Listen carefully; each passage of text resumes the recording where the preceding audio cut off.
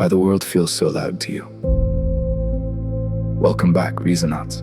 It's Human Velocity X, where my name isn't important, the message is, and every day is awesome. We just have to get through it. And before we begin, if these conversations have been helping you, if they've made you feel a little less alone, subscribe, share it with someone who might need it. Leave a like if it resonates, or find us on Facebook and continue the conversation there. Not for numbers, not for algorithms, but because sometimes one shared message becomes the thing that helps somebody else finally breathe again. Now, notice this. The weight in the room you're in right now, not the sound, the feeling of it. That's what today is about, not noise. But why everything feels louder to you than it seems to for everyone else. A room tone, silverware in the distance, someone laughing softly, air conditioner humming like static beneath the moment. You ever walk into a room and nothing is technically wrong?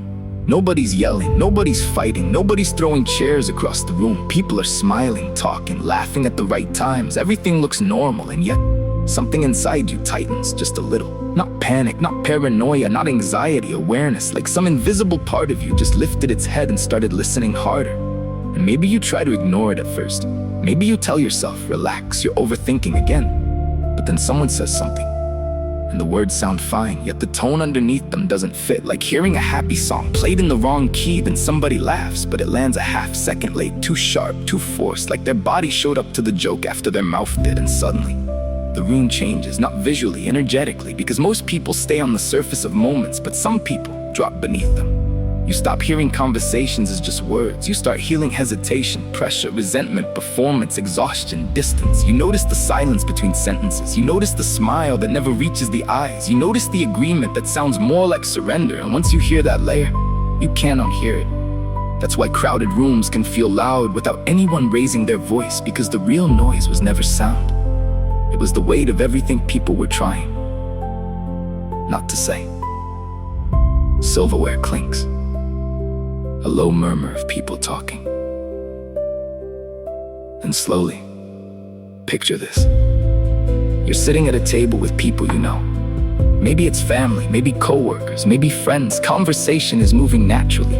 Stories bouncing around, opinions flying back and forth. Everybody talking over each other just enough to feel alive. And on the outside, everything feels normal. And somebody gets asked a simple question, hey, you doing all right? And they smile just enough and say, yeah, I'm good. And everybody else moves on. The conversation keeps flowing. Another joke gets told, another story starts, another distraction enters the room, but you don't move on. Because something happened in the space before they answered. A pause, tiny, almost invisible, but heavy. Like their nervous system had to cross something before the words came out. Most people heard the response, you heard the hesitation. And now your attention locks in. Not because you're trying to judge them, not because you're dramatic, not because you want something to be wrong. You just noticed something that didn't fully align. The way their breathing shifted, the way their eyes moved for a split second, like they were searching for the safest version of the truth. The way the sentence ended too perfectly, too rehearsed, too clean, and suddenly, everything else at the table starts feeling louder. Not the volume, the contradiction. Because now your body is holding two realities at once. What was said and what was felt. And that tension, that's exhausting. Especially for people who naturally read beneath moments. That's the part most people never understand. The world doesn't feel loud to you because there's too much happening. It feels loud because everywhere you go, people are carrying entire conversations they never actually say out loud.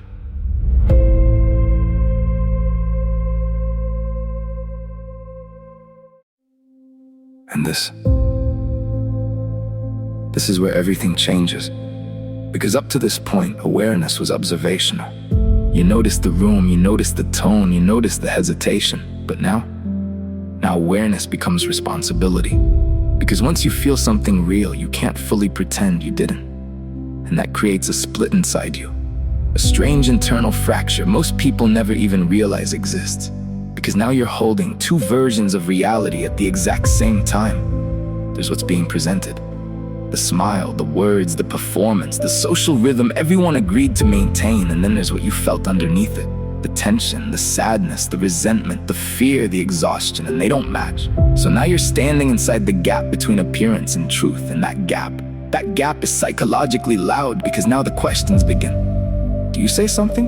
Do you ask if they're really okay? Do you pull them aside later? Or do you leave it alone and protect the flow of the room because deep down you already understand something most people haven't learned yet?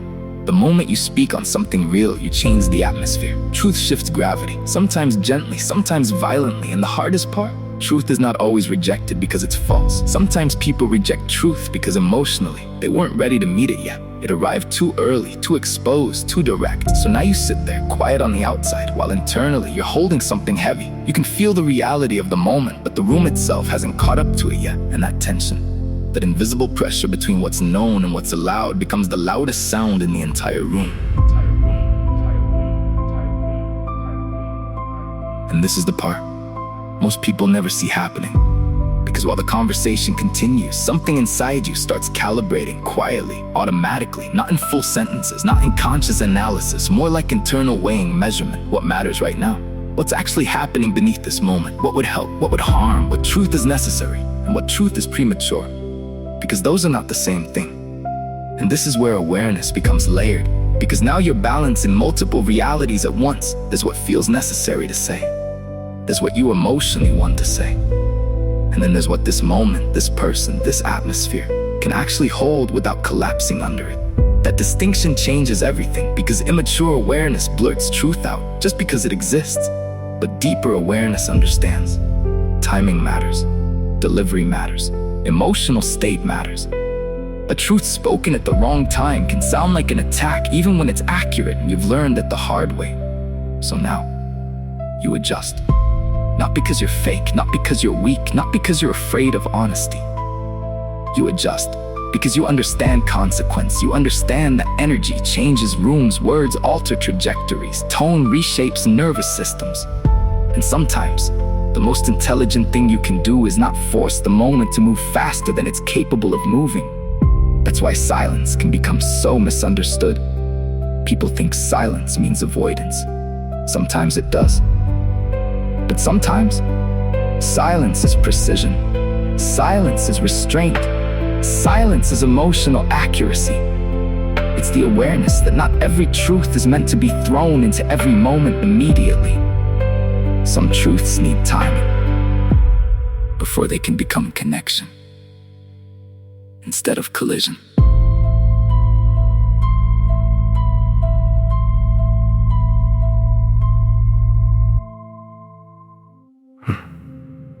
So instead of reacting, you move differently, subtly, almost invisibly. Because once you become aware of what's really happening in a moment, you stop treating conversations like simple exchanges of words. Now you're navigating emotional weight, timing, readiness, fragility, pressure. You're reading the room while also trying not to fracture it. So maybe you soften your tone, not to hide the truth, but to make the truth survivable. Maybe you redirect the conversation away from public exposure and towards safer ground. Maybe you ask a smaller question instead of the dangerous one. Or maybe you simply stay present. No fixing, no forcing, no interrogation, just presence. And sometimes you say nothing at all. And from the outside, people misunderstand that completely. They think, oh, they didn't notice, they missed it, they let it slide. No, you noticed everything. You just chose your movement carefully because awareness without control becomes emotional recklessness, and deep down, you understand something important. Not every truth needs to be dragged into the center of the room immediately. Some people are barely holding themselves together behind the version of themselves they're presenting to the world, and exposing someone before they're emotionally ready doesn't always heal them. Sometimes it humiliates them, sometimes it hardens them, sometimes it pushes them deeper into hiding. So instead of forcing the moment, you let it breathe. You give reality space to unfold naturally. And that takes far more strength than impulsive honesty ever will, because restraint is difficult. Precision is difficult. Anyone can explode a moment. Very few people can hold one carefully without losing themselves inside it. That's not weakness. That's emotional control. That's awareness with discipline attached to it. But let's be honest for a second. This kind of awareness comes with a cost, a real one. Because from the outside, people usually don't see the internal process happening inside you. They don't see the calibration, the restraint, the weighing, the emotional math. They only see the outcome. And sometimes the outcome looks like silence, distance, pause, stillness. So people misread you because they don't realize you already noticed the tension, already felt the shift, already heard the fracture inside the conversation. They think, oh, they didn't catch it. They weren't paying attention. They don't care.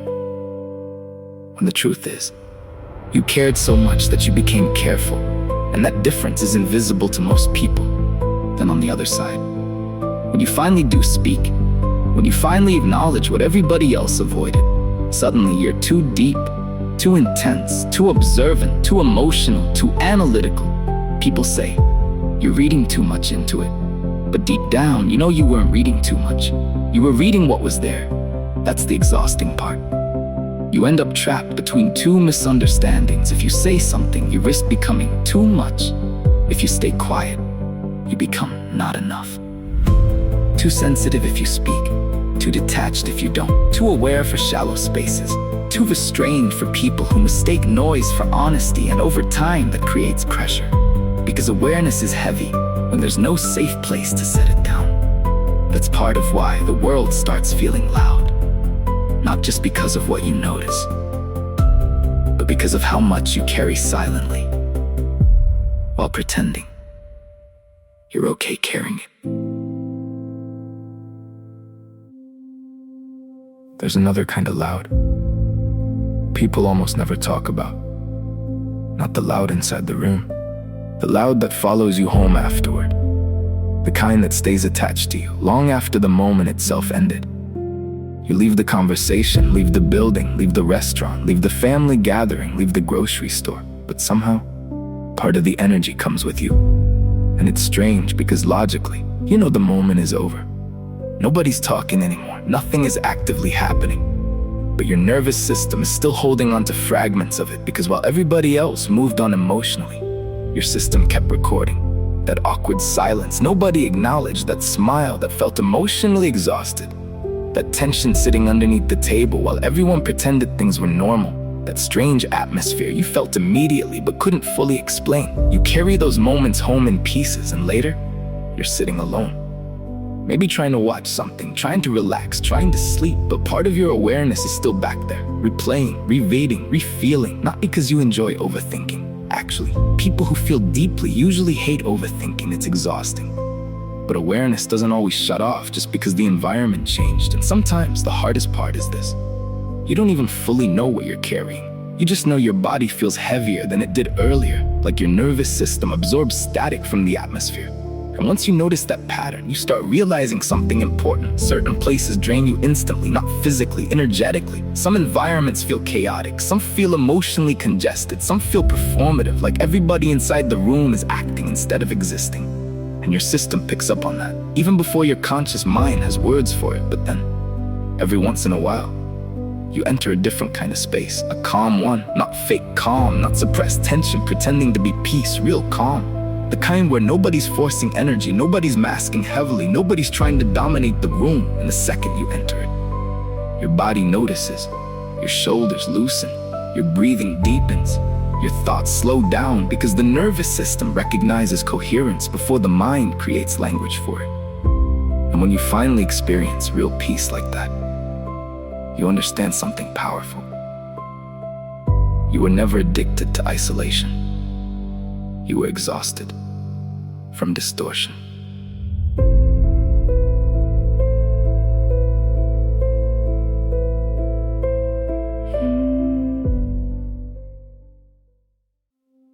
And then there's this part. The part nobody can fully escape anymore. The modern world itself. Because let's be honest, nothing about this environment is quiet now. Not mentally, not emotionally, not digitally. Everything is competing for your attention at all times. Every app, every platform, every headline, every algorithm. All of them pulling at your nervous system like children tugging on a sleeve. Look over here. No, react to this. You should be angry about this. You should fear this. You should compare yourself to them. Keep scrolling. Don't disconnect. Stay emotionally activated. And people don't realize how unnatural this is historically. Human beings used to have silence built into life automatically. Long drives without stimulation, moments of staring at the sky, sitting on porches, walking without headphones, waiting rooms without screens, conversations uninterrupted by alerts. Now, silence almost has to be defended. You have to intentionally protect it, or the world will consume every open inch of your attention span. And if you're already sensitive to emotional signal, this atmosphere becomes overwhelming fast, because your nervous system was never designed to process this much emotional traffic from this many people all at once. Every single day, people are absorbing fear, outrage, wars, disasters, arguments, comparison, politics, advertising, performative happiness, economic pressure, crisis after crisis after crisis. And most people never fully reset between exposures. So the nervous system stays loaded, constantly scanning, constantly processing, constantly interrupted.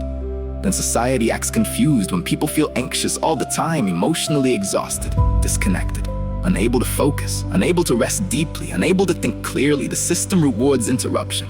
But your deeper self, your nervous system, your spirit, your humanity, keeps searching for coherence underneath the noise, and that creates friction inside people, because part of you wants to stay informed. But another part wants to disappear into the woods for 3 days, sit near rainfalls, stare at trees, and remember what your own thoughts sound like again. Honestly, some of you listening right now do not need another productivity hack. You don't need another motivational quote. You need sleep. You need stillness. You need your phone in another room for a little while. You need a porch during a thunderstorm.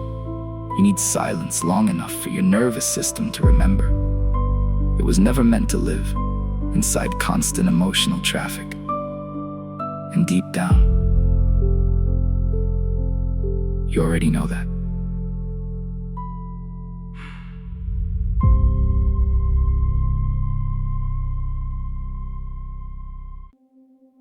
But maybe the loudest thing of all is contradiction, not volume.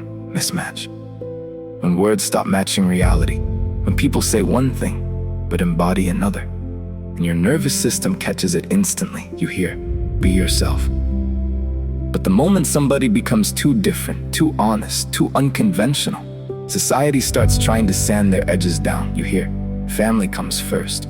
While watching people destroy their health, their marriages, their nervous systems for jobs that would replace them before the funeral flowers wilted, you hear, "Mental health matters." But then burnout gets rewarded, overwork gets admired, exhaustion becomes a personality trait, and emotional suppression gets renamed professionalism. You hear, "Be honest." But then watch honesty get socially punished in real time. People say they want truth until truth creates discomfort, then suddenly honesty becomes too aggressive, too emotional, too intense, bad timing, negative energy. And after enough contradiction, something inside people starts fracturing, because human beings are not designed to live inside constant signal conflict. The nervous system needs coherence. It needs alignment between word and action, between message and behavior, between appearance and reality. But modern life is flooded with mismatch, and aware people feel that deeply. That's why hypocrisy feels loud to you. Manipulation feels loud. Forced kindness feels loud. Performative conversations feel loud. Fake smiles feel loud, not because you're judgmental, but because your system keeps detecting conflict between what's being projected and what's actually there.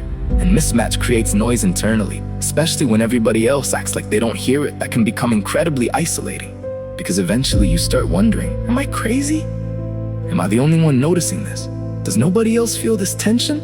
But no, you're not alone. You're just one of the few people still listening beneath the performance. And once you learn how to hear beneath performance, the world becomes impossible to experience the same way again. But here's the beautiful part. Not everything in this world is loud. Not everything drains you.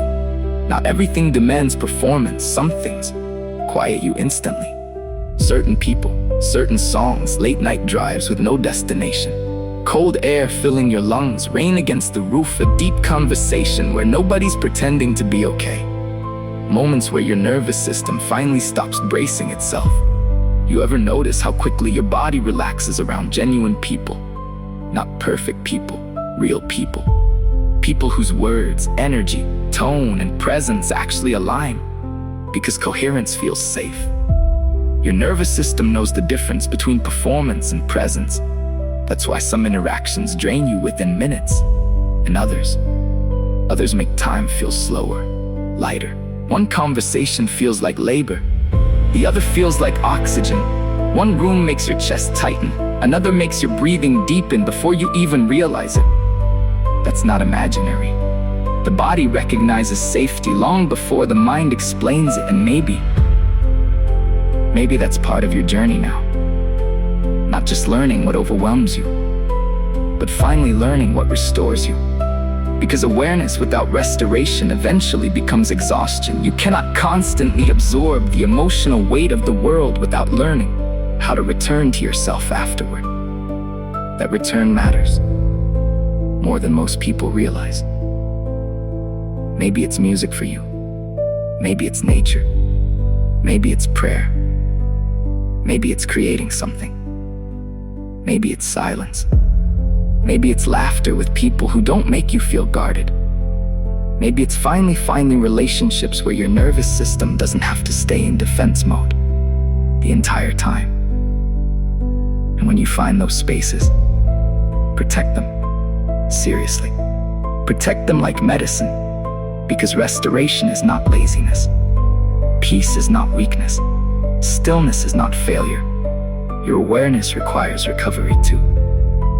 Even deep water needs still places where the waves can settle.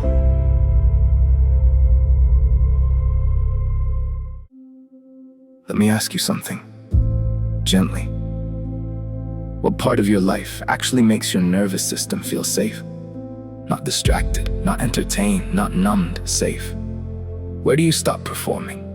Where do you stop scanning? Where do you finally feel like your body can unclench? You noticed it in the silence, didn't you? Hold on to that place.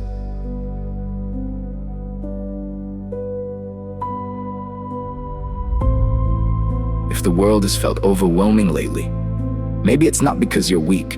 Maybe it's not because you're broken. Maybe it's not because you're too sensitive. Maybe you were simply born into one of the loudest periods human beings have ever lived through.